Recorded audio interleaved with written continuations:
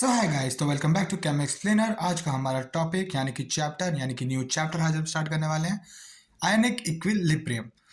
One of the most important chapters, अगर आप boards perspective से देखें, नीट पर्सपेक्टिव से देखें, JEE Mains and even JEE Advance, one of the most important chapters ionic equilibrium. Generally क्या होता है, लोग इस चैप्टर से डरते हैं, बट मैं आपको एकदम, अगर आपको मैं बेसिक से बताऊंगा और आपको अच्छे से समझ में आएगा। पहला बात, फॉर्मूला मत रटना इसमें, ठीक है। लोग क्या करते हैं, फॉर्मूला रटते हैं और फिर बाद में हो नहीं पाता। ऐसा नहीं है, फॉर्मूला रटना नहीं है, मतलब ऐसा बात नहीं है कि मैं आपको कहूँ कि फॉर्मूला रटना ही नहीं है, बट फॉर्मूला कब कब लगता है ये आपको जरूर देखना होगा। फॉर्मूला कब कब लगता है, कभी कभार क्या होता है, कुछ हम एजम्पशन लेते हैं और इसमें फॉर्मूला आता है और बच्चे डायरेक्ट उनको लगाते हैं, फिर उनसे हो नहीं पाता है, ठीक है। तो ये चैप्टर हम करेंगे अच्छे से।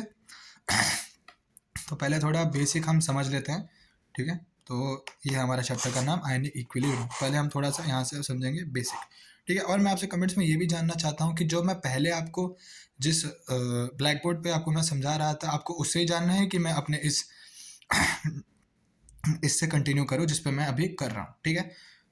तो सबसे पहले हमारा जो टॉपिक है वो है हमारा जो हमारा टॉपिक है वो है इलेक्ट्रोलाइट।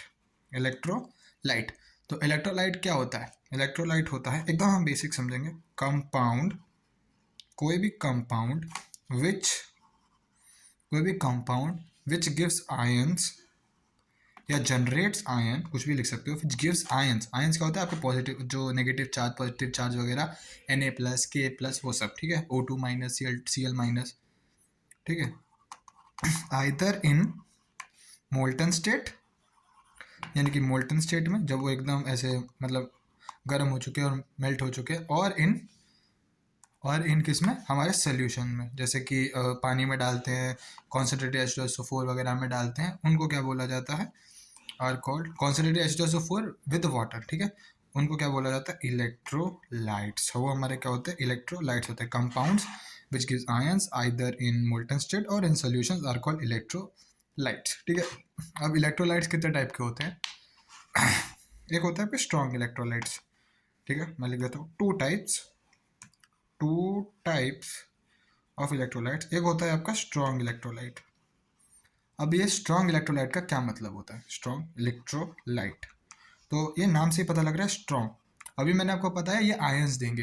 तो क्या होता है, जब आप किसी को इसको पानी में डालते हैं, जैसे मान लिया आपने जैसे एक इलेक्ट्रोलाइट लिया, उसको आपने पानी में डाल दिया, ठीक है।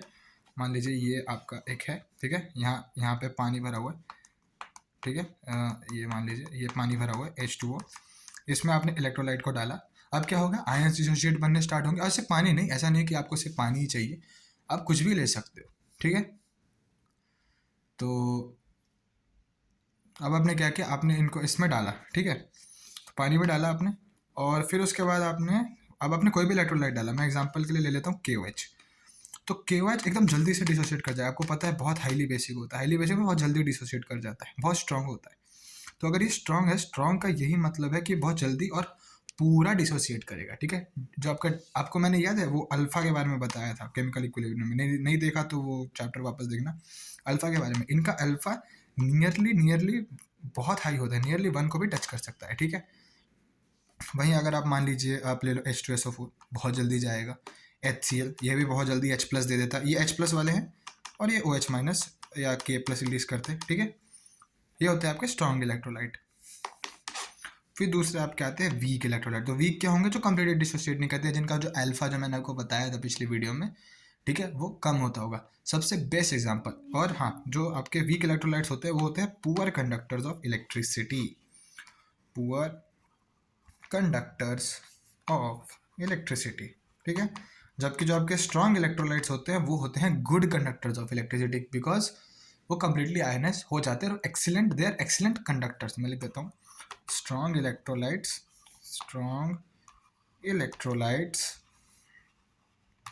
are excellent conductors, जबकि जो वीक इलेक्ट्रोलाइट है they are poor conductors of electricity, ठीक है। अब वीक में क्या एग्जांपल है? सबसे बेस्ट एग्जांपल होता है CH3COH, जो कि आपने सुना भी होगा, it is a weak acid. मतलब इसका क्या मतलब होता है वीक एसिड का?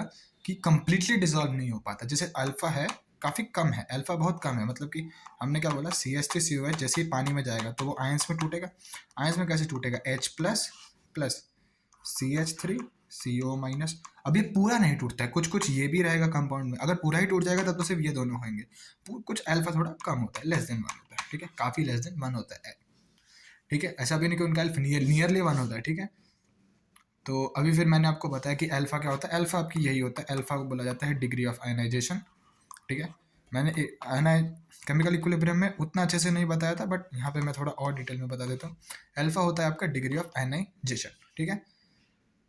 तो अल्फा को अब हम कैसे करते हैं, अल्फा का सिंपल फॉर्मूला यही होता है, number of moles dissociated as ions divided by number of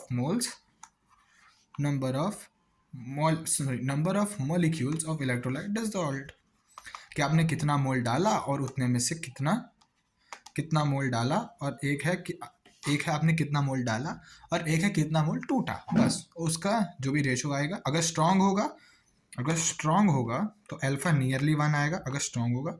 अगर वीक होगा तो अल्फा काफ़ी कम आएगा, सॉरी इक्वल टू नहीं आएगा, अल्फा लेस देन 1 आएगा, ठीक है। तो यही आपके जो मोस्टली होते हैं, ठीक है।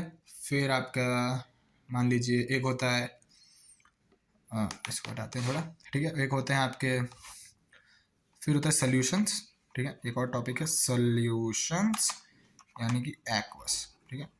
एक्वस होते हैं, एक होते हैं आपके ये आपके दो टाइप के होते हैं। एक होता है कंडक्टिंग, जो मैंने आपको बताया, कंडक्टिंग सॉल्यूशन यानी कि एसिड्स, बेसिस, सॉल्ट्स, ठीक है। यानी कि वही HCl हो गया, H2SO4 हो गया, HNO3 हो गया, KOH हो गया, ठीक है।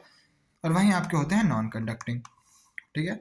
वही आपके क्या होते हैं, नॉन कंडक्टिंग, ठीक है। तो नॉन कंडक्टिंग क्या, जो कम आयनाइज होते हैं, कम आयनाइज होते हैं तो कम इलेक्ट्रिसिटी जाती है, जैसे कि CH3COH, अभी मैंने आपको बताया वीक एसिड।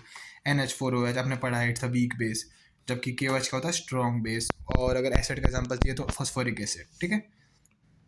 ये हो गया, ठीक है। तो आज के लिए बस इतना ही। मैं बस आपको ये बताना चाहता था कि इलेक्ट्रोलाइट क्या होता है, स्ट्रॉन्ग इलेक्ट्रोलाइट, वीक इलेक्ट्रोलाइट, और उनके एग्जांपल्स, और अल्फा क्या होता है। हमारा अगले वीडियो का टॉपिक होगा ऑस्टवाल्ड डिल्यूशन लॉ, ठीक है। तब तक के लिए मैं आपको एक काम देता हूँ, आप लोग क्या करें, और एग्जाम्पल्स ढूंढिए स्ट्रॉन्ग इलेक्ट्रोलाइट के और वीक इलेक्ट्रोलाइट के, और एग्जाम्पल लिखिए और अपने कॉपी में लिखिए, ठीक है।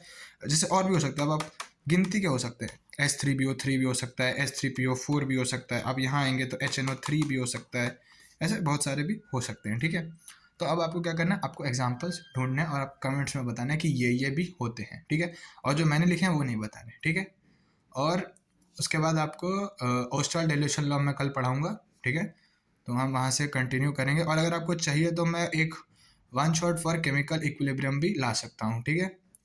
तो thank you for watching guys, that is it for today. तब तक के लिए आप ये पढ़ते रहिए टॉपिक और क्वेश्चन सॉल्व करते रहिए। Bye guys.